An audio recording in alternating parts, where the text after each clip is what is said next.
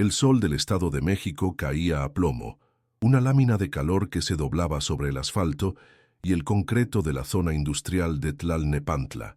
Para Ricardo Morales, a sus 52 años, este calor no era más que una parte del aire que respiraba, tan familiar como el polvo de cemento que se le adhería a la piel y se incrustaba para siempre en las grietas de sus manos.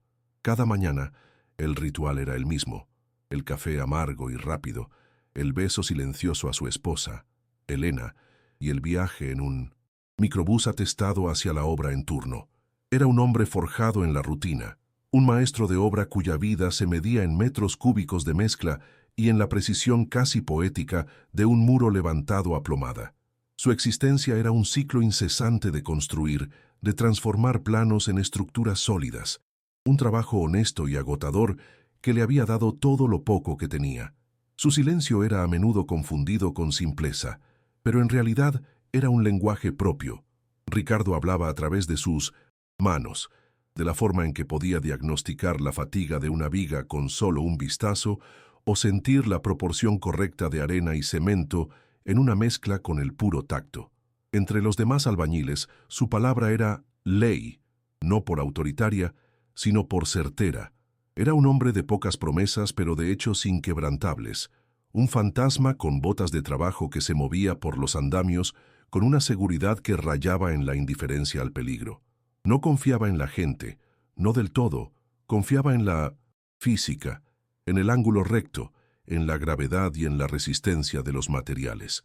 El mundo de los hombres era inestable, pero un buen cimiento, eso era para siempre. Sin embargo, la solidez de su mundo se había fracturado. La casa que había levantado ladrillo a ladrillo ya no se sentía como un refugio, sino como una antesala de la desgracia. Las cenas con Elena eran un intercambio de miradas cargadas de una ansiedad que no necesitaba palabras. La ausencia de su hijo, Mateo, resonaba en cada rincón, un vacío que se tragaba el aire y la paz. Mateo, su único hijo, la viga maestra de su vida, se había metido en un problema que ningún cálculo estructural podía resolver.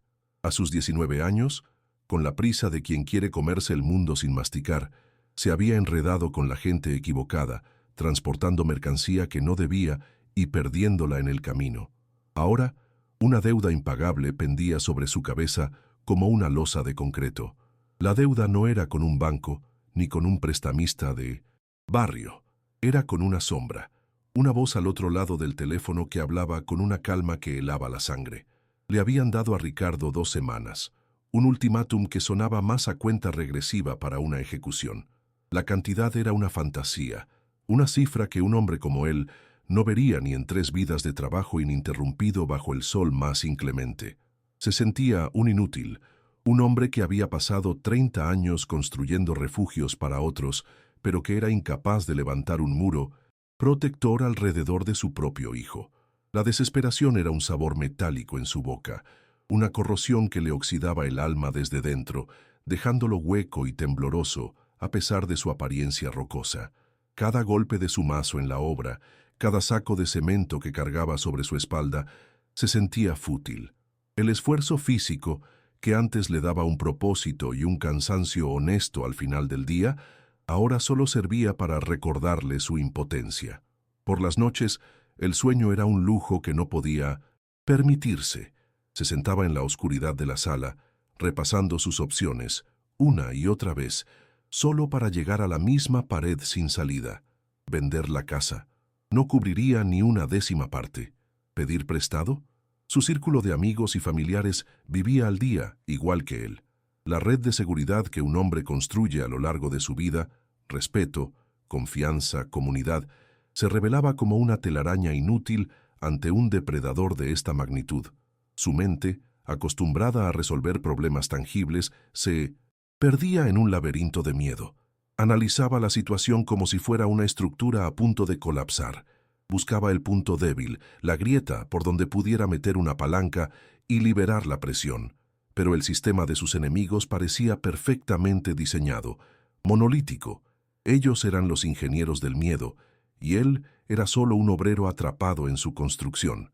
La sensación de estar siendo observado se le pegaba a la piel, una capa invisible de paranoia que lo acompañaba a todas partes. Cada motocicleta que pasaba, cada hombre desconocido en una esquina, se convertía en un posible vigilante, un recordatorio de que el tiempo corría en su contra, llevándose consigo la vida de Mateo. Fue en ese estado de desesperación silenciosa que aceptó un nuevo contrato, la demolición interior de una vieja bodega en los límites de Tlalnepantla. Era una chamba más, un trabajo de demolición que pagaba decentemente y mantenía sus manos ocupadas, lo único que le impedía derrumbarse por completo. La bodega era un cascarón de lámina y ladrillo, abandonada y llena de ecos, un lugar donde el tiempo parecía haberse detenido. Ricardo llegó con su cuadrilla, asignando tareas con su habitual economía de palabras, sin saber que dentro de esos muros polvorientos, en medio del escombro y el olvido, el destino le había tendido una trampa o, quizás, una terrible y peligrosa salida de emergencia, una que lo obligaría a demoler algo más que paredes. Antes de dar el primer golpe a la pared que cambiaría su vida para siempre, Ricardo se detuvo un instante, mirando sus propias manos. Eran herramientas, curtidas y poderosas, diseñadas para crear, para levantar, para dar forma y estructura al mundo. Sin embargo, en ese momento se sentía como el hombre más débil del planeta. El respeto que se había ganado, su reputación de hombre cabal, su seriedad, todo se deshacía frente a la imagen mental de su hijo arrodillado y con los ojos vendados. El orgullo de un hombre honesto no valía nada si no podía proteger a los suyos. Un pensamiento oscuro, una idea que nunca antes se había atrevido a considerar, comenzó a formarse en su mente. A veces, para construir un futuro, primero hay que derribarlo todo. El trabajo de demolición comenzó como cualquier otro. El aire se espesó con un polvo fino que picaba en la garganta y cubría todo con un manto gris. El golpeteo rítmico de los mazos contra el concreto era una percusión industrial, una sinfonía de destrucción controlada. Ricardo, operando casi en 1900, piloto automático, se concentró en una sección trasera de la bodega, donde unos viejos baños de empleados se desmoronaban por la humedad y el abandono. Mientras derribaba una pared de tablaroca que separaba los mingitorios de un pequeño almacén, notó algo extraño. El mazo no rebotó con la solidez esperada. En cambio, produjo un eco sordo, un sonido hueco que su oído experto identificó de inmediato como una anomalía. No era el sonido de una pared divisoria, sino de un recubrimiento. Detuvo su trabajo ignorando las miradas curiosas de los otros trabajadores. El sudor le perlaba la frente, pero no era solo por el esfuerzo. Se acercó al agujero que había abierto y arrancó un pedazo más grande de la tablaroca podrida. Detrás, la sorpresa lo dejó sin aliento por un segundo. No había el típico relleno de aislante o el otro lado del cuarto contiguo. En su lugar, se encontró con un muro de ladrillos rojos, perfectamente alineado y con una junta de mortero tan limpia y reciente que desentonaba por completo con la decadencia del resto del edificio. Sus 30 años de experiencia le gritaron que aquello no era parte de la estructura original. Era un añadido, una pared construida para ocultar, no para soportar. La precisión del trabajo lo inquietó profundamente. Quienquiera que hubiera levantado ese muro sabía lo que hacía. Era la obra de un profesional, un colega de oficio, pero con un propósito oscuro. Las líneas eran perfectas, el nivel impecable. Estaba sellado con una maestría que lo haría invisible para un ojo inexperto. Pero Ricardo no era inexperto. Veía la historia contada en el mortero, la firma de un albañil en la técnica. Una punzada de adrenalina, una mezcla de curiosidad y un miedo primario recorrió su cuerpo. Le dijo al resto de la cuadrilla que se tomaran un descanso para comer. Necesitaba estar solo. El corazón le martilleaba en el pecho, un tambor desbocado que competía con el eco de sus herramientas. Una vez solo, en el silencio polvoriento de Mindolsin, la bodega, tomó una decisión. Agarró su mazo, pero esta vez no lo blandió con la furia de la demolición, sino con la precisión de un cirujano. Eligió una junta en el centro del muro y golpeó con cuidado, una y otra vez, hasta que el mortero se resquebrajó y un solo ladrillo se aflojó. Lo sacó con cuidado, como si estuviera extrayendo un órgano vital. Dentro solo había oscuridad, un olor a aire viciado, a plástico y a un aroma seco y particular, casi como el de papel viejo y tinta, emanó del agujero. Era un olor que no pertenecía a una obra en construcción. Era el olor de algo guardado, de un secreto encerrado en un sepulcro de ladrillos. Usando la pequeña linterna de su celular, apuntó el haz de luz hacia el interior. Lo que vio hizo que su pulso se detuviera. El compartimento no estaba lleno de basura ni de materiales viejos. Estaba meticulosamente abarrotado de paquetes rectangulares, envueltos en plástico grueso y sellados al vacío. Estaban apilados con una eficiencia militar, formando un muro sólido de riqueza oculta. Con la mano temblorosa, introdujo el brazo en el hueco y sacó uno de los paquetes. Era pesado, denso. La luz del teléfono reveló lo que su mente ya sospechaba y temía. A través del plástico transparente, el rostro de Benjamin Franklin lo miraba fijamente. Eran fajos de billetes de $100, perfectamente comprimidos. Una fortuna incalculable para un hombre como él. Su mente, práctica y metódica, comenzó a hacer cálculos a una velocidad vertiginosa, un hábito de su oficio aplicado ahora a una situación inimaginable. Estimó las dimensiones del compartimento, el tamaño de cada paquete, la cantidad de fajos en cada uno. La cifra que apareció en su cabeza era tan monstruosa que le provocó náuseas y un vértigo repentino. $500,000, tal vez más. 8,5 millones de pesos, quizás 9. Era una cantidad de dinero que podía borrar la deuda de Mateo, comprarles una nueva vida, solucionar todos los problemas que el dinero podía solucionar. Pero también era una cantidad que podía comprarle la muerte más horrible que pudiera concebir, no solo para él, sino para toda su familia. El pánico se apoderó de él con la fuerza de un colapso estructural. Este no era el dinero de un empresario evasor de impuestos. La forma en que estaba oculto, la cantidad, el lugar, todo gritaba cártel. Era dinero de sangre, de operaciones que él ni siquiera se atrevía a imaginar. Su primer instinto, el de un animal acorralado, fue borrar toda evidencia, meter el paquete de vuelta, sellar el muro con una nueva capa de mezcla y fingir que su mazo nunca había encontrado aquel sonido hueco. Quería correr, huir de esa bodega y de la tentación mortal que guardaba. Volver a su vida de miseria controlada, de miedo conocido, era infinitamente preferible a este nuevo terror, vasto y desconocido. Luchando por respirar, volvió a colocar el ladrillo suelto en su lugar, un gesto casi ridículo para tapar un secreto tan inmenso. El corazón le galopaba en las sienes. Se sentía observado, como si los fantasmas de los dueños de ese dinero estuvieran parados justo detrás de él.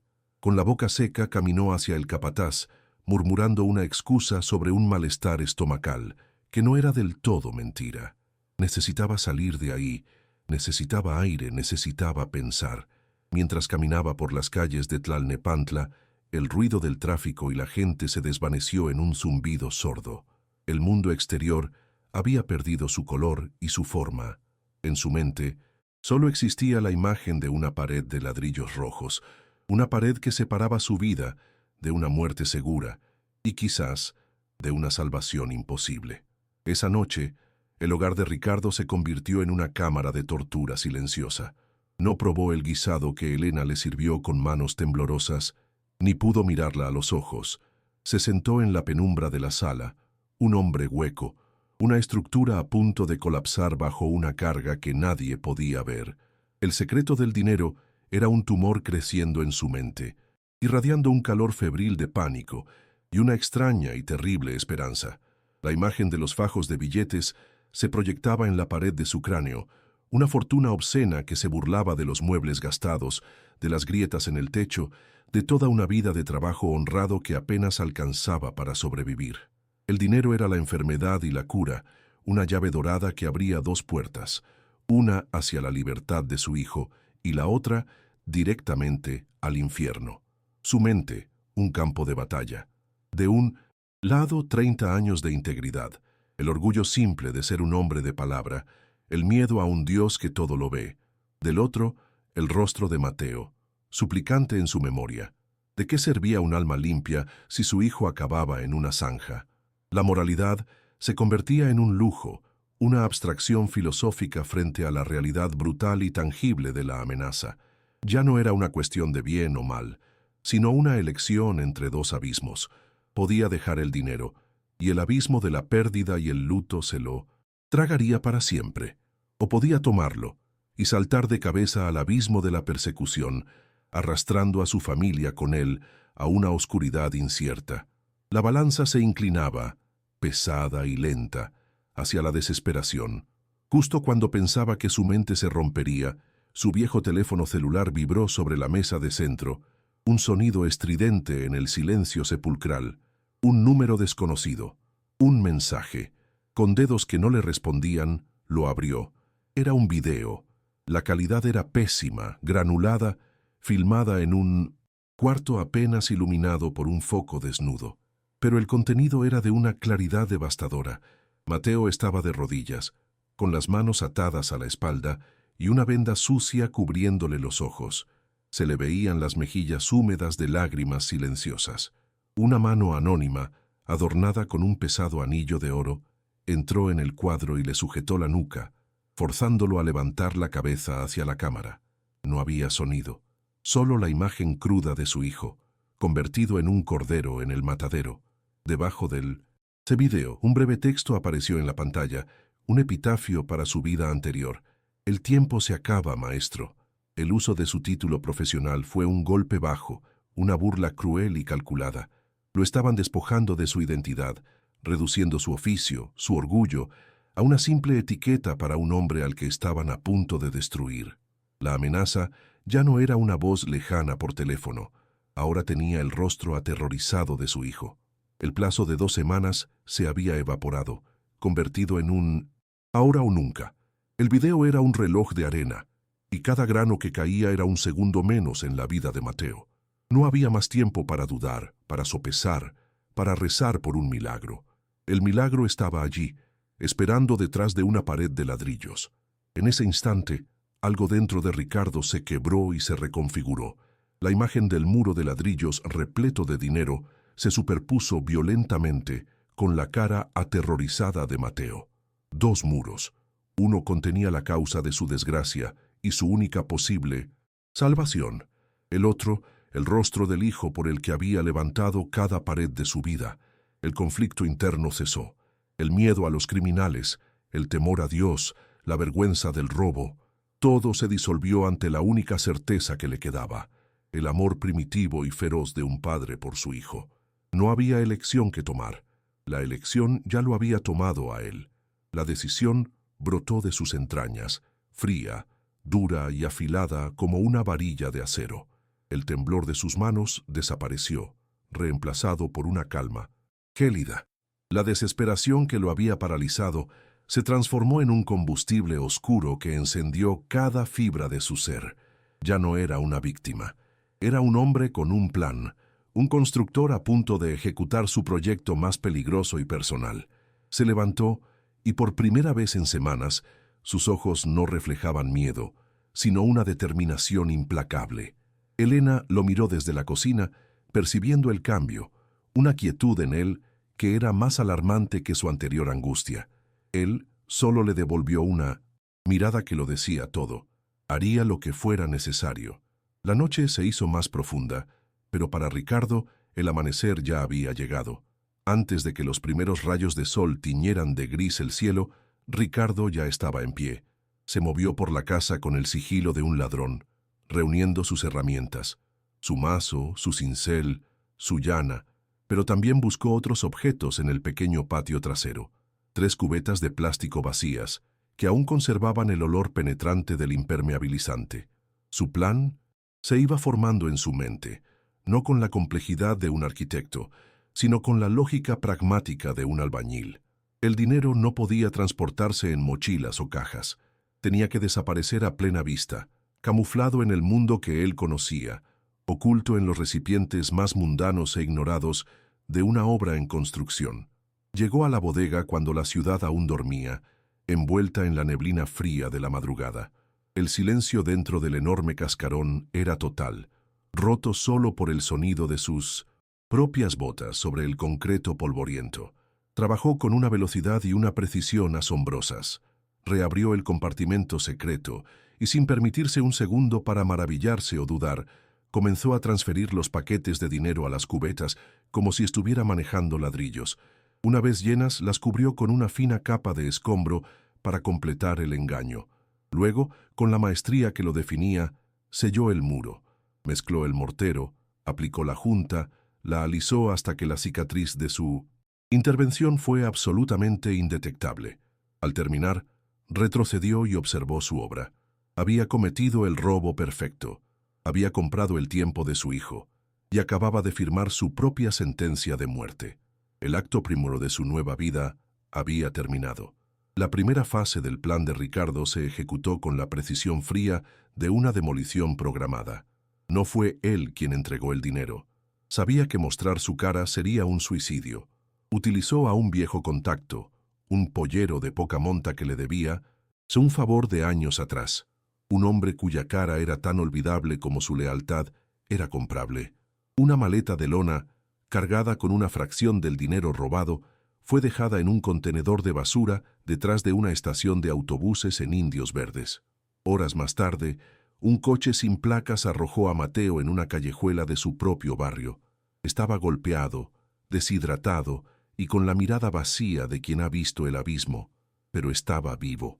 La primera y más desesperada de las deudas había sido saldada con un fajo de billetes anónimos. La reunión en casa no fue una celebración, sino un velorio por la inocencia perdida.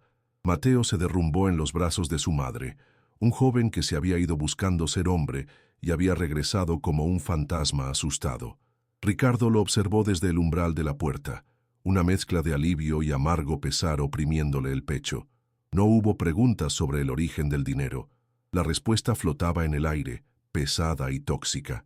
En los ojos de su hijo, Ricardo no vio gratitud, sino un terror renovado, la comprensión de que habían escapado de un infierno solo para entrar en uno nuevo, mucho más grande.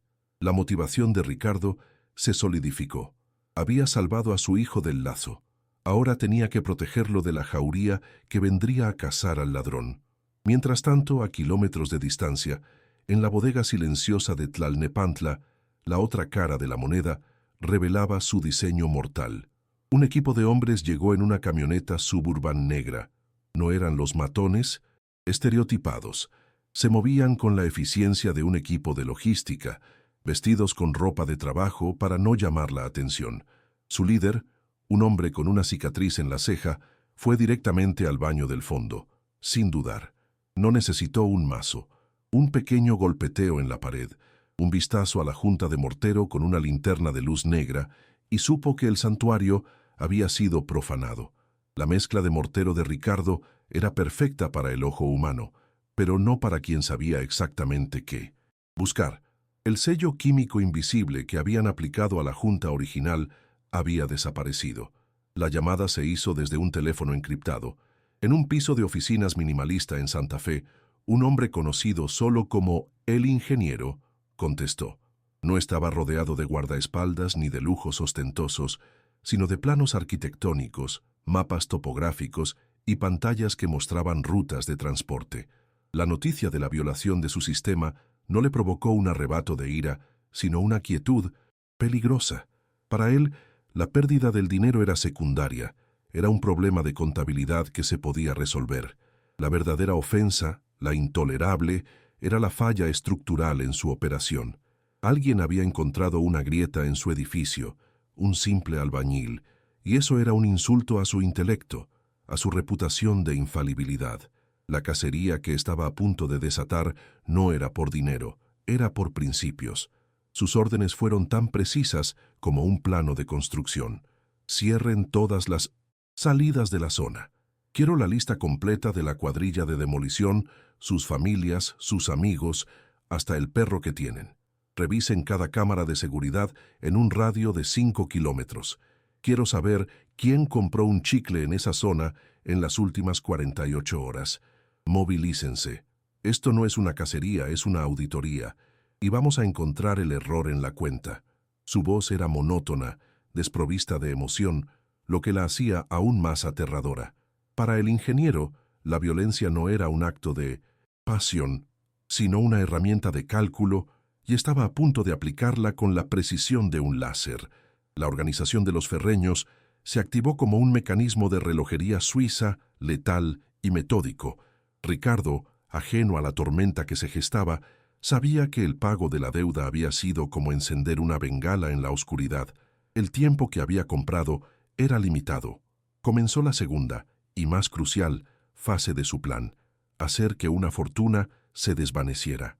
En la soledad de un pequeño cuarto de herramientas que alquilaba, empezó el tedioso proceso de desmantelar su tesoro. Con un cúter, abría los paquetes sellados al vacío, liberando el olor a tinta y a algodón de los billetes. Luego, con la paciencia de un artesano, enrollaba pequeños fajos de dólares y los introducía en los huecos de ladrillos de barro, sellando después las aberturas con una pasta de cemento que él mismo preparaba, igualando el color y la textura a la perfección. Su estrategia no era la de un ladrón común. No buscaba un solo escondite, sino cientos. Su conocimiento íntimo de la ciudad y de su oficio se convirtió en su mejor arma. Se movía por la zona metropolitana como una abeja obrera, visitando obras en construcción donde su presencia como maestro de obra no levantaba sospechas. En una dejaba caer un par de sus ladrillos de oro en una pila de material que sería usada para levantar un muro al día siguiente. En otra, sellaba un tubo de PVC lleno de billetes y lo enterraba en una zanja destinada a la cimentación, marcando su ubicación con una pequeña e imperceptible muesca en una varilla cercana. Estaba dispersando su fortuna, convirtiéndola en parte del esqueleto de la ciudad. Así, dos mundos operaban en paralelo, en una carrera invisible. Mientras Ricardo el constructor deconstruía metódicamente su botín para ocultarlo en las entrañas de concreto de la metrópoli, el ingeniero, el planificador, reconstruía las últimas horas de la bodega, pieza por pieza. Sus hombres ya tenían los nombres de la cuadrilla. Estaban investigando sus vidas, sus deudas, sus vicios. La red de vigilancia de los ferreños, tejida con informantes, vigilantes de esquina y contactos corruptos, se tensaba lentamente alrededor de un puñado de hombres. Ricardo, con las manos cubiertas de mezcla, sentía una extraña sensación de control, sin saber que el círculo de la auditoría brutal de El Ingeniero se cerraba inexorablemente sobre él. La auditoría de El Ingeniero no tardó en dar resultados. Sus analistas, trabajando en la fría y estéril oficina de Santa Fe, descartaron a los otros miembros de la cuadrilla con una eficiencia clínica. Uno era un alcohólico notorio, incapaz de la discreción y planificación requeridas. Otro tenía una coartada sólida, confirmada por cámaras de seguridad en el otro extremo de la ciudad. Y así, uno por uno, fueron eliminados de la lista, hasta que solo quedó un nombre subrayado en rojo: Ricardo Morales. El perfil era una obra de arte de la sospecha, un hombre con más de 30 años de experiencia, conocido por su meticulosidad. Un hombre sin vicios, sin deudas, hasta que su hijo cayó en desgracia. El motivo era un faro en la niebla. No necesitaban una confesión. La lógica del crimen lo señalaba como el único autor posible. La presión no llegó como una ola, sino como una marea que sube lenta e inexorablemente. Hombres con aspecto de oficinistas aburridos, sentados en coches de modelos viejos, se convirtieron en parte del paisaje de la calle de Ricardo. No hacían nada, simplemente estaban allí, una presencia pasiva que era un grito de advertencia. Siguieron a Elena al mercado, observándola escoger jitomates desde el otro lado de la calle. Uno de los albañiles que trabajó con Ricardo en la bodega fue levantado una tarde. Lo devolvieron horas después con los ojos hinchados y un solo mensaje tembloroso para sus compañeros: dejen de hablar con Morales, ya saben quién es, y están buscando su dinero. El miedo se esparció como una plaga silenciosa, aislando a Ricardo en una isla de terror. Ricardo, un hombre cuya vida dependía de observar detalles, la más mínima fisura en una pared, el casi imperceptible desnivel de un piso, no tardó en sentir la red invisible que se cerraba a su alrededor. Reconoció al mismo hombre supuestamente leyendo un periódico en la esquina 2 días seguidos, Notó la camioneta Windstar con vidrios polarizados que parecía haberse averiado permanentemente al final de su calle. Su casa había dejado de ser un hogar para convertirse en una jaula de cristal. Cada llamada telefónica era una posible escucha. Cada paso fuera de su puerta era un movimiento monitoreado. Se dio cuenta de que su ingenioso plan de esconder el dinero se había vuelto inútil. Estaba inmovilizado, incapaz de acceder a su fortuna dispersa sin llevar a los lobos directamente a ella. La certeza de que no podría lograrlo solo lo golpeó con la fuerza de un mazo. Necesitaba ayuda. Necesitaba a alguien que se moviera por arterias que no estuvieran siendo vigiladas. Pensó en su cuñado, Luis, un trailero de la vieja escuela, con el rostro curtido por 1000 carreteras y el diésel corriendo por sus venas. Un hombre que conocía la República Mexicana no por sus ciudades, sino por sus brechas, sus paraderos clandestinos y los puntos ciegos de la ley. Ricardo lo citó en La Curva, un restaurante de carretera en la salida a Querétaro, un lugar ruidoso y anónimo, saturado de olor a grasa y café quemado, el único tipo de sitio donde se sentía seguro para hablar. Frente a un plato de huevos con machaca, Ricardo expuso una versión editada de la verdad. No habló del robo, solo de la deuda de Mateo y de que se había metido con gente mucho más poderosa de lo que imaginaban. Le dijo que necesitaban desaparecer a Elena y a Mateo, sacarlos del estado, esconderlos hasta que él pudiera resolver el problema. Luis, que había visto la sombra del miedo en el rostro de su hermana, no necesitó más explicaciones. Asintió lentamente, limpiándose la boca. Su lealtad a su familia era una línea recta e inquebrantable. Acordaron un plan. En 2 días, durante un viaje de carga programado hacia Villahermosa, Luis escondería a su hermana y a su sobrino en el camarote de su Kenworth. Era un riesgo enorme, pero era el único camino que les quedaba. Con la seguridad de su familia temporalmente trazada, Ricardo enfrentó el segundo gran obstáculo, el futuro. Huir no era suficiente. Necesitaban ser borrados, renacer con nuevos nombres, nuevas historias. Eso lo llevó a un territorio que le era completamente ajeno y hostil, el barrio de Tepito. Dejó atrás el orden y la lógica de sus obras para sumergirse en un laberinto de puestos ambulantes y música estridente. El aire vibraba con una energía caótica y peligrosa. Siguiendo las instrucciones de un viejo contacto, encontró su objetivo, una pequeña imprenta escondida detrás de un local de reparación de licuadoras. Allí operaba un hombre conocido solo como el Fantasma. El Fantasma no era el criminal que Ricardo había imaginado. Era un hombre mayor, de lentes gruesos y manos manchadas de tinta, que hablaba en susurros. Olía a solvente y a papel viejo. Ricardo le explicó lo que necesitaba. 3 identidades nuevas, de alta calidad, capaces de resistir cualquier escrutinio. El Fantasma lo escuchó sin parpadear y luego nombró una cifra que hizo que a Ricardo se le secara la boca. Era una fortuna, pero no tenía opción. Pagó el adelanto con una pequeña parte del dinero, que había guardado para emergencias. El Fantasma le aseguró que en unas semanas tendría actas de nacimiento, credenciales de elector y pasaportes que ni el mismo gobierno podría distinguir de los reales. El pacto estaba sellado. Al salir del caos de Tepito y volver a la realidad vigilada de su vida, una comprensión helada se asentó en el estómago de Ricardo. La sofisticación de la vigilancia, la presión psicológica, la red de informantes, esto no era obra de simples matones. Se dio cuenta, con una claridad aterradora, que no le había robado a una pandilla local, le había robado a una empresa criminal, una organización con recursos, disciplina y una inteligencia metódica al mando. Su enemigo, el ingeniero, no era solo un apodo, era una descripción del cargo.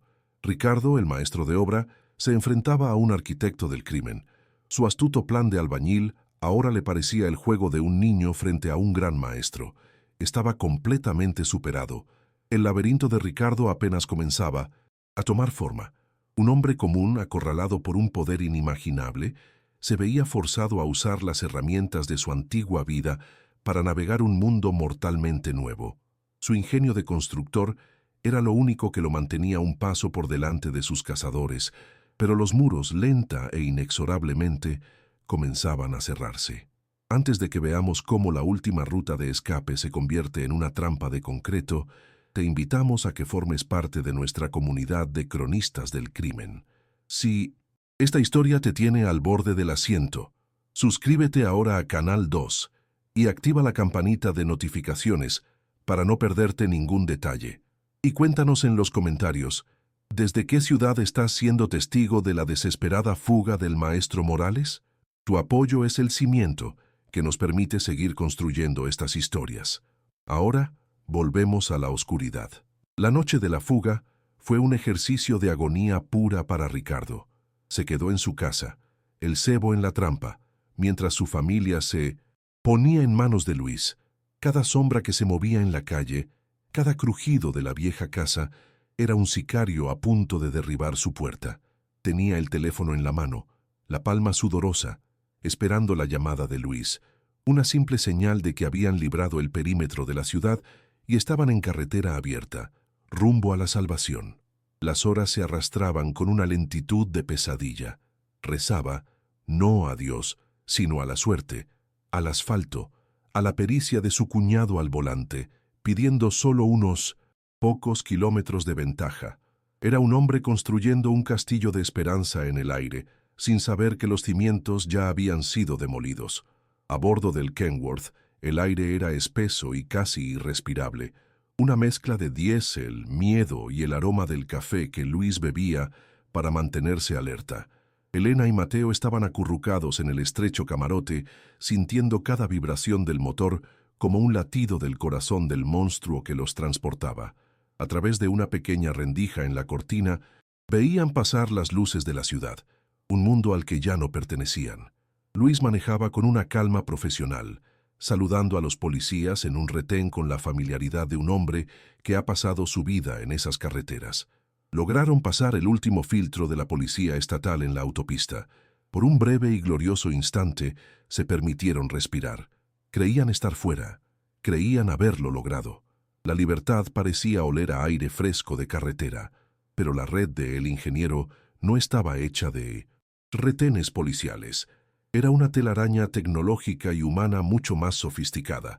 Había intervenido los teléfonos de la familia días atrás y la llamada de Ricardo a Luis para planear la fuga había sido un regalo. No necesitaba perseguirlos, sabía la ruta, el destino y la hora. En un tramo solitario de la autopista, mucho después de la vigilancia oficial, 2 camiones de carga, aparentemente comunes, le cerraron el paso al Kenworth. Uno se le adelantó y frenó bruscamente. El otro se le emparejó por la izquierda, forzándolo contra la barrera de contención. No hubo disparos, no hubo violencia aparatosa. Fue una maniobra logística, precisa y perfecta. Los hombres que bajaron no eran matones, eran operadores. La trampa se había cerrado. El teléfono de Ricardo finalmente sonó, pero la pantalla mostraba un número bloqueado. Su corazón se detuvo. No era la voz de Luis. La voz que escuchó era serena, casi robótica, desprovista de cualquier emoción. «Buenas noches, maestro Morales», dijo él. «Ingeniero, le informo que hemos tenido que desviar su envío. Hay un pequeño problema con la carga, pero no se preocupe, la tenemos nosotros.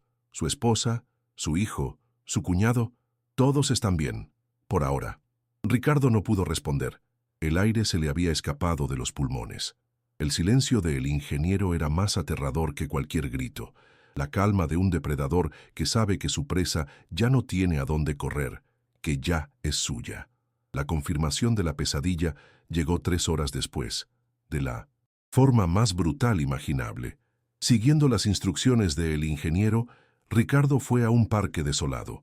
Sobre una banca encontró una pequeña hielera de plástico azul. Con manos que no le obedecían, la abrió. Dentro, sobre una cama de hielo, yacía un dedo humano, un dedo de hombre, grueso por el trabajo, con la alianza de matrimonio de plata todavía puesta. Era el dedo de Luis. La visión lo hizo caer de rodillas, un grito ahogado y animal escapando de su garganta. El mundo se disolvió en un torbellino de náuseas y horror. Había cruzado una línea y ahora estaba pagando el precio con la carne de su propia familia. Pegada a la tapa interior de la hielera, Una nota impresa en computadora completaba el mensaje. Las palabras eran tan limpias y precisas como la amputación. Sabemos que construyes bien. Ahora empieza a construir un camino hacia nosotros con nuestro dinero, o te devolveremos a tu familia en partes. La amenaza ya no era una posibilidad, era un itinerario de desmembramiento. Cada día de retraso costaría un pedazo de alguien a quien amaba. Su plan de ocultar el dinero, su ingeniosa estrategia de dispersión, se había convertido en su peor enemigo. Era un mapa del tesoro imposible de recolectar a tiempo. La cacería había terminado. Ahora comenzaba la negociación, y el precio de entrada era una libra de carne. En ese parque oscuro, arrodillado frente al trofeo grotesco de su fracaso, Ricardo Morales llegó a su punto de no retorno. Todos sus planes se habían hecho cenizas. La huida era imposible. La ayuda de sus aliados había terminado en mutilación y secuestro. Estaba solo, con una fortuna inalcanzable, y la vida de su familia desangrándose en una cuenta regresiva. La desesperación era total, un océano negro que lo ahogaba. Pero en el fondo de ese océano, algo más comenzó a arder, una rabia fría y primigenia.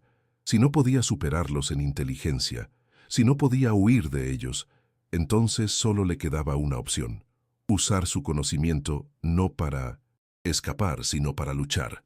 Tendría que construir una última cosa, una trampa mortal. La rabia, cuando es lo suficientemente pura, se convierte en un combustible frío. Al levantarse de la banca del parque, dejando atrás la grotesca evidencia de su fracaso, Ricardo no era un hombre quebrado, sino uno que había sido vaciado de todo, excepto de un propósito. El miedo seguía ahí, un nudo helado en sus entrañas, pero ya no lo paralizaba. Se había transformado en un lastre, un ancla que le daba una claridad y una estabilidad aterradoras. Su andar de regreso a la ciudad no fue el de un fugitivo, sino el de un hombre que camina hacia su destino con los ojos bien abiertos. La moralidad, la esperanza, el futuro, todo eso eran lujos que habían sido amputados junto con el dedo de su cuñado. Ahora solo quedaba la cruda aritmética de la supervivencia. Se refugió en su pequeño cuarto de herramientas alquilado, su santuario de metal y grasa. El olor a solvente y a acero le ayudó a centrar sus pensamientos. Se dio cuenta de que el ingeniero había cometido un error fundamental. Al tomar a su familia, le había quitado a Ricardo cualquier incentivo para seguir las reglas. Ya no se trataba de recuperar el dinero. El dinero era un fantasma, una ilusión.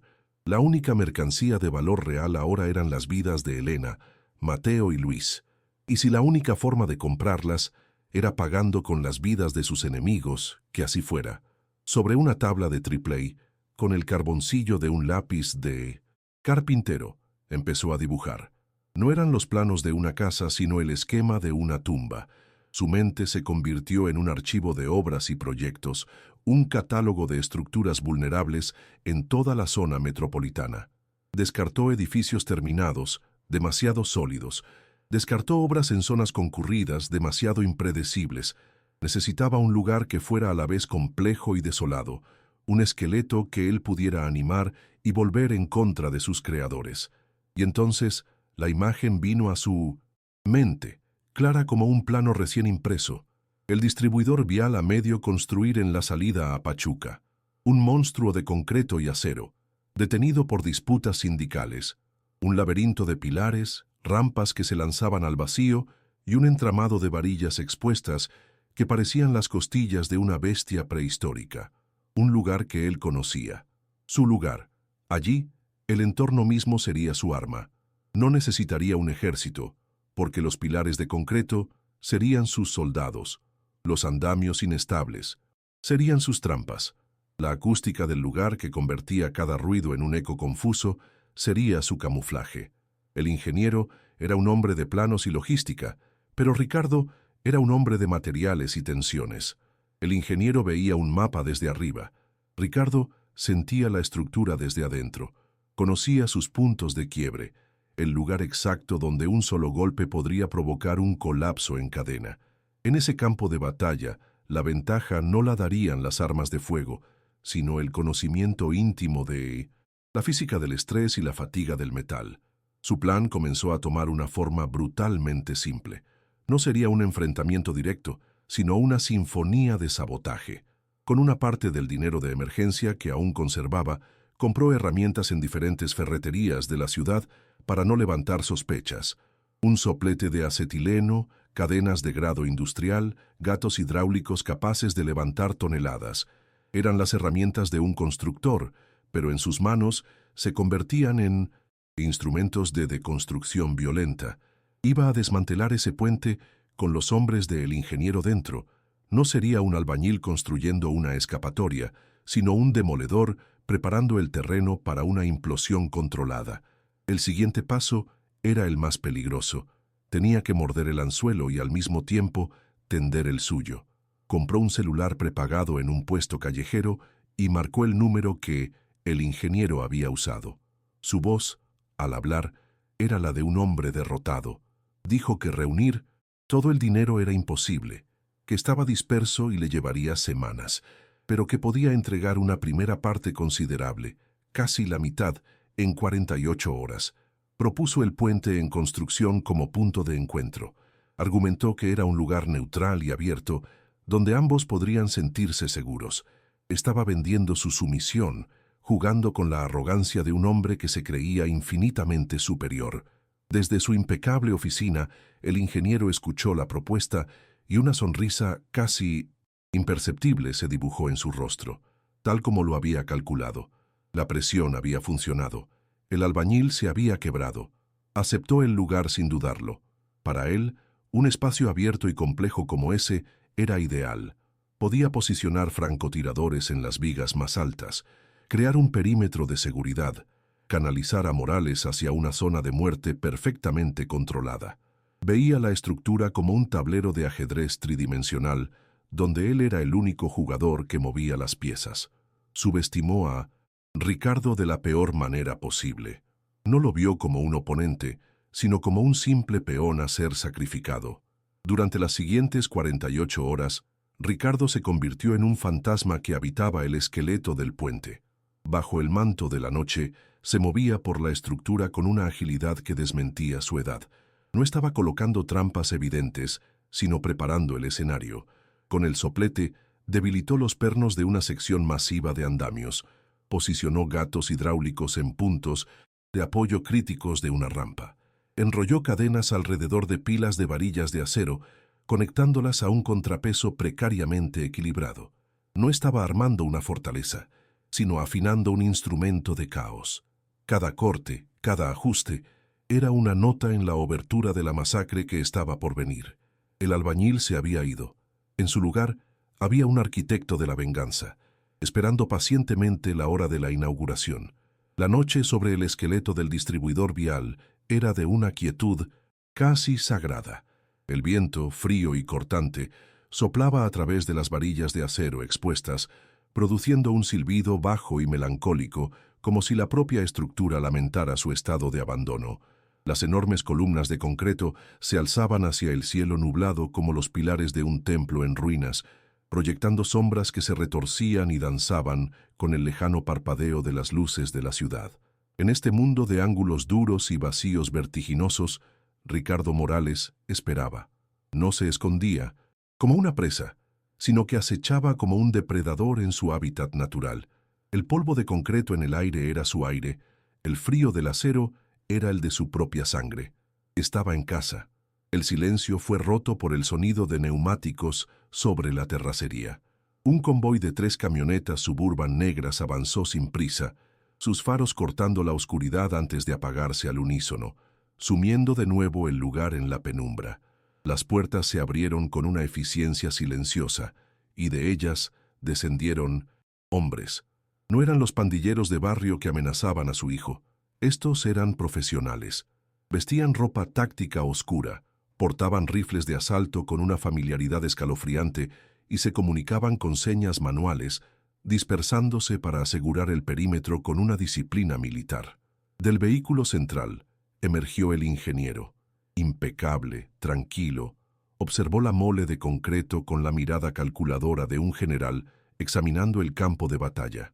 Desde su posición, el ingeniero se sentía en 1920 Pleno control. El lugar era un sueño táctico.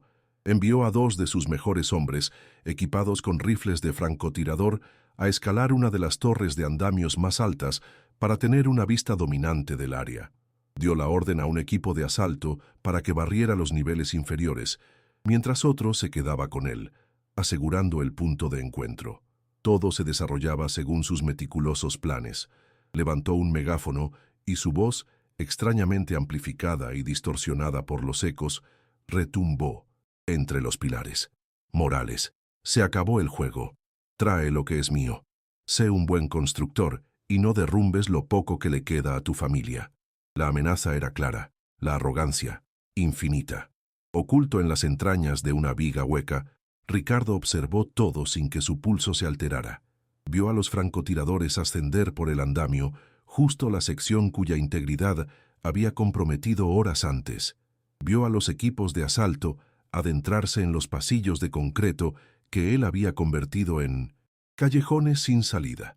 Se movían exactamente como él había previsto, como ratas en un laberinto diseñado por un exterminador. En su mano derecha sostenía una pesada palanca de acero, el mecanismo de liberación de su primera trampa. No sentía odio ni miedo, solo una concentración absoluta, la misma que sentía al verificar el nivel de un muro de carga. Este era su trabajo, y lo haría a la perfección. En el centro de una explanada de concreto, en el segundo nivel del puente, una solitaria maleta de lona esperaba, bañada por la luz de una lámpara de trabajo que Ricardo había dejado encendida. Era el cebo. El ingeniero hizo un gesto, y 2 de sus hombres avanzaron con cautela hacia ella, con las armas en alto, barriendo la oscuridad circundante con las luces tácticas de sus rifles. Mientras se acercaban, Ricardo supo que era el momento. Los francotiradores ya estaban en posición. Los equipos de búsqueda estaban lo suficientemente lejos para quedar aislados por el caos inminente. La sinfonía estaba a punto de comenzar. Con un movimiento fluido y potente, empujó la palanca de acero hasta el fondo.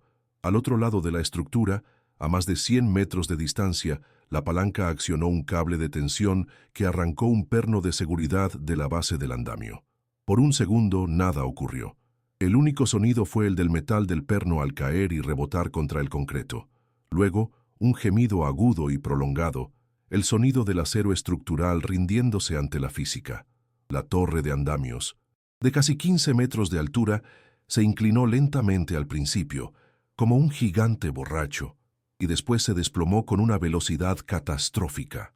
No cayó hacia adentro, sino hacia afuera, exactamente como Ricardo lo había calculado, en una cascada atronadora de tubos de metal y tablones de madera.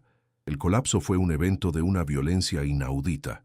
Los 2 francotiradores gritaron, un sonido abruptamente cortado mientras eran arrojados al vacío junto a toneladas de acero. La estructura se estrelló contra el suelo con un estruendo que hizo vibrar el puente entero, levantando una nube de polvo y chispas. Los tubos de metal, convertidos en proyectiles, salieron disparados en todas direcciones, obligando a los hombres del ingeniero a tirarse al suelo para cubrirse. La avalancha de escombros bloqueó por completo uno de los caminos de acceso, aislando a uno de los equipos de asalto del resto del grupo. El caos y la confusión eran totales. El estruendo fue seguido por un silencio ensordecedor, solo roto por el tintineo de los últimos trozos de metal al caer. El ingeniero se quedó paralizado por un instante, su rostro perfectamente compuesto ahora una máscara de incredulidad y furia. Su operación, tan perfectamente planificada, se había desintegrado en menos de 10 segundos. Esto no había sido un ataque, no había habido un solo disparo. Había sido un accidente industrial, tan masivo y tan preciso que no podía ser otra cosa que un acto deliberado. Levantó la vista hacia el laberinto de sombras que se alzaba sobre él y comprendió con una claridad helada su terrible error de cálculo. No estaba cazando a un albañil, estaba atrapado en la obra del diablo. La furia recompuso a el ingeniero más rápido que el polvo del derrumbe tardó en asentarse. El shock se transformó en una rabia helada y precisa. El dinero ya no importaba. La afrenta era personal. Esto era un desafío directo a su intelecto, a su control. «Olviden la maleta», gritó, su voz cortando el aire, tenso. El objetivo es Morales. Quiero su cabeza. Avancen en parejas, usen los ecos, no disparen a las sombras, arrincónenlo, muévanse. Sus hombres, aunque sacudidos, obedecieron. La cacería se reanudó, pero el terreno había cambiado las reglas. Ya no eran los depredadores en un campo abierto, sino invasores en una jungla de concreto cuyo dueño era la presa que buscaban. Desde las entrañas del puente, Ricardo se convirtió en un fantasma acústico. Agarró una pesada llave de cruz y la arrojó con todas sus fuerzas contra una lámina de acero corrugado a unos 50 metros de su posición. El impacto metálico resonó por toda la estructura, un estallido agudo que parecía venir de todas partes y de ninguna a la vez. Tal como esperaba, dos de los sicarios más cercanos reaccionaron al estímulo auditivo. Se separaron del grupo principal y avanzaron con cautela hacia el origen aparente del ruido, adentrándose en un pasillo oscuro formado por dos muros de contención paralelos. Caminaban directamente hacia la boca de la siguiente trampa. Ricardo los observaba desde una pasarela de servicio directamente sobre ellos. Cuando los dos hombres estuvieron a la mitad del corredor, usó un cincel para cortar la última cuerda de seguridad que sostenía un pesado atado de varillas de acero que había preparado. No era una trampa diseñada para matar, sino para capturar. La red de fierros de media pulgada, de varios metros de largo y cientos de kilos de peso, cayó con un estruendo ensordecedor, no sobre ellos, sino justo detrás, bloqueando su única ruta de escape. Un segundo después, una pila de bloques de concreto que había dejado en equilibrio precario al otro extremo se derrumbó, sellando la salida frontal. Los dos hombres quedaron sepultados en vida en una jaula de concreto y acero. Para aumentar la desorientación, Ricardo encendió un walkie-talkie que le había quitado a uno de los francotiradores caídos.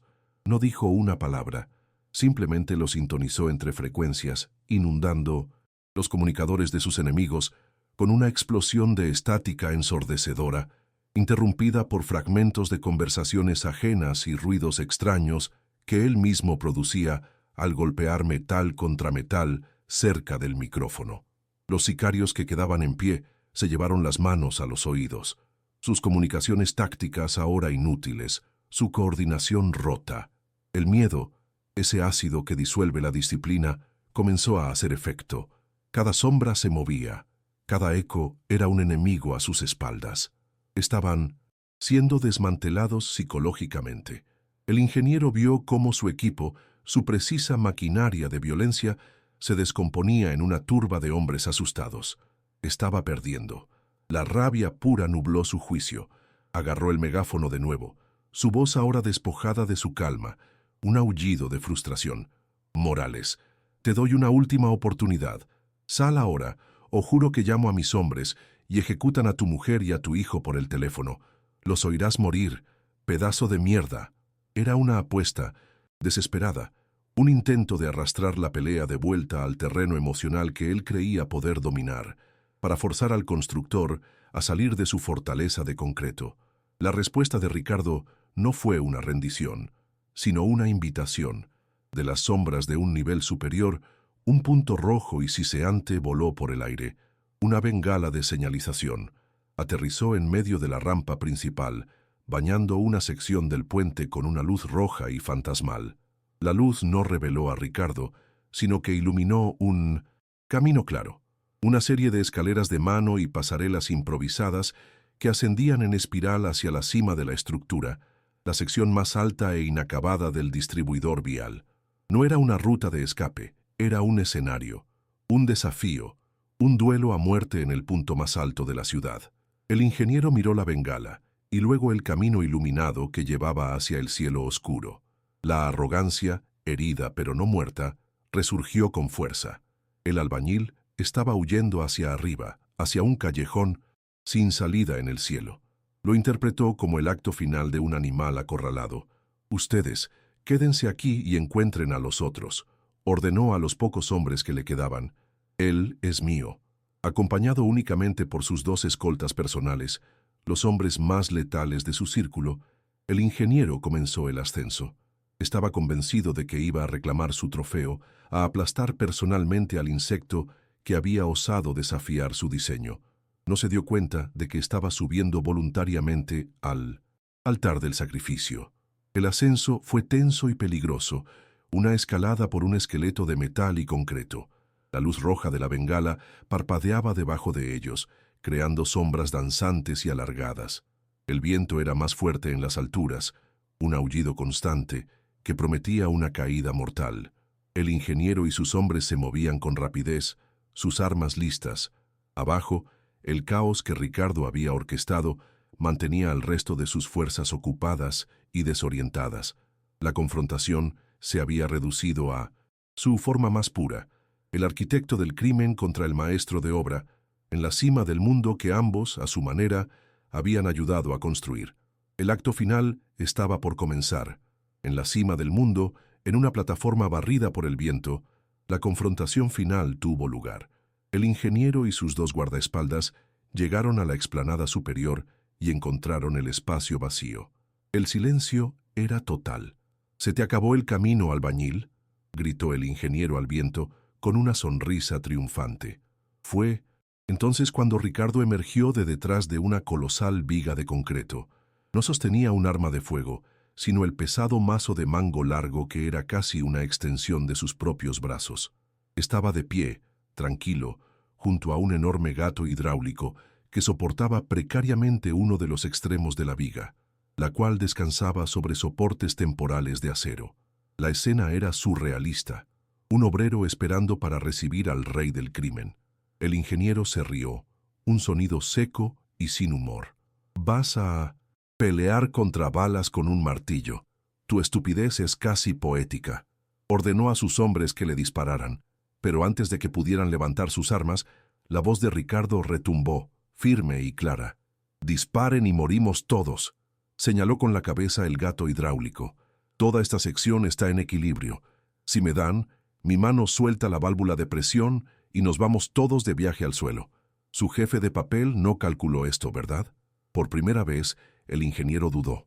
Su mente, un superordenador de riesgos y probabilidades, se encontró con una variable que no podía cuantificar, la determinación de un hombre que ya no tenía nada que perder. Esa fracción de segundo de duda fue todo lo que Ricardo necesitó. No se lanzó contra los sicarios.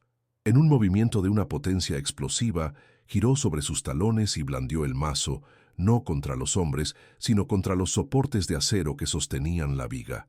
El impacto del acero contra el acero fue como el tañido de una campana del infierno. El primer soporte se dobló. El segundo, golpeado con una furia inaudita, se partió en dos. Con un gemido de protesta, la colosal viga de concreto, de varias toneladas de peso, perdió su punto de apoyo y comenzó a deslizarse. No cayó al vacío, sino que se desplazó lateralmente a través de la plataforma, como la hoja de una guillotina horizontal. El caos fue instantáneo y absoluto. Uno de los guardaespaldas, demasiado lento para reaccionar, fue alcanzado por el borde de la viga y simplemente borrado de la existencia, su cuerpo aplastado contra un pilar.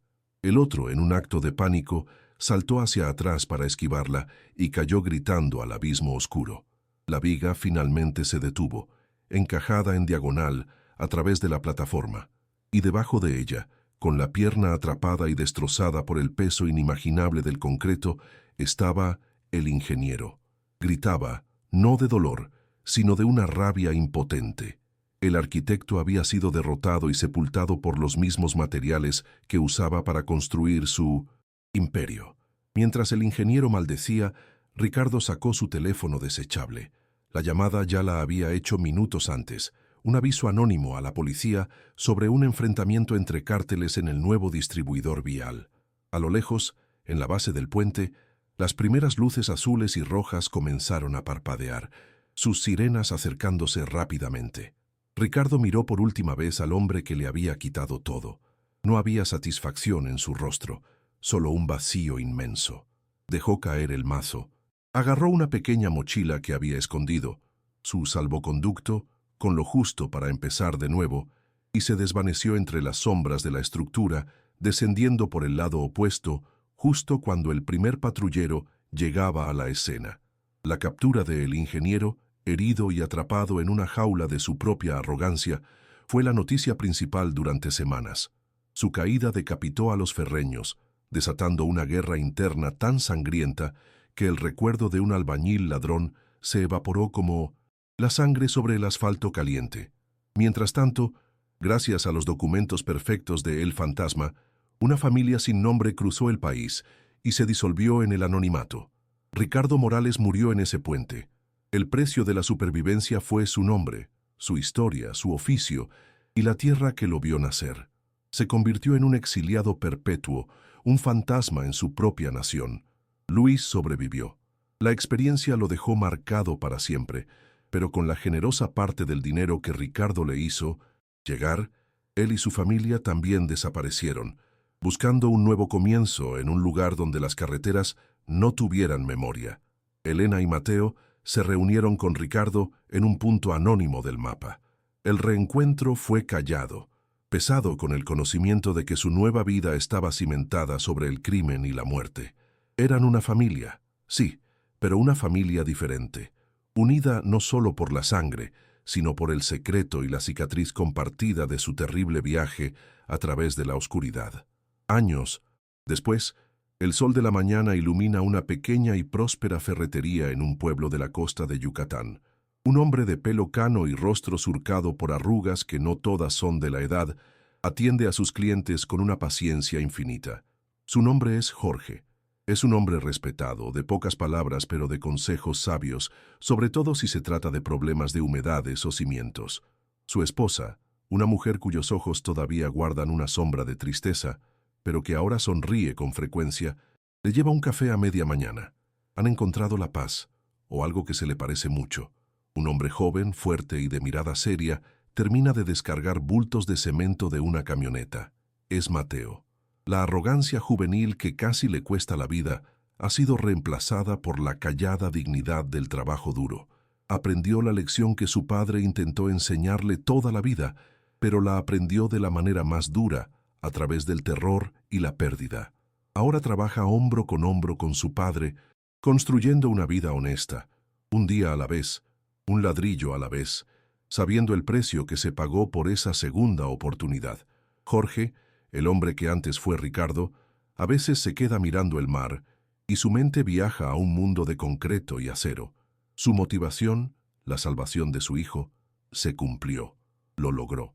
Construyó la estructura más importante de su vida, un futuro para su familia. A cambio, tuvo que demoler su propia existencia, enterrar su identidad bajo un nombre falso. Pero al ver a Mateo convertido en un hombre de bien, al sentir la mano de Elena en la suya, sabe que a pesar del costo terrible, cada gramo de sacrificio valió la pena. Y muy lejos de allí, en el corazón industrial de México, la historia del maestro Morales se ha convertido en leyenda. En las obras entre los andamios y las revolvedoras, los albañiles más viejos se la cuentan a los más jóvenes. La historia de un maestro de obra, uno de los suyos, que encontró una fortuna del narco escondida en una pared. Algunos dicen que lo mataron, que su cuerpo es parte de los cimientos de algún rascacielos. Otros juran que lo logró, que construyó su propia escapatoria y se desvaneció como el polvo de ladrillo en el viento. La leyenda, sin embargo, siempre termina de la misma manera. Dicen que en las noches más tranquilas, cuando el viento sopla de cierta forma a través de los edificios a medio construir, a veces se puede escuchar el eco solitario de un martillo golpeando a lo lejos, un sonido rítmico, preciso, metódico, como el de un maestro perfeccionando su obra, incluso después de haberse ido. Es el espíritu del único albañil que violó las leyes de la física y la gravedad y construyó una escalera para sacar a su hijo del mismísimo infierno, dejando como única evidencia de su existencia el eco de su trabajo en la noche.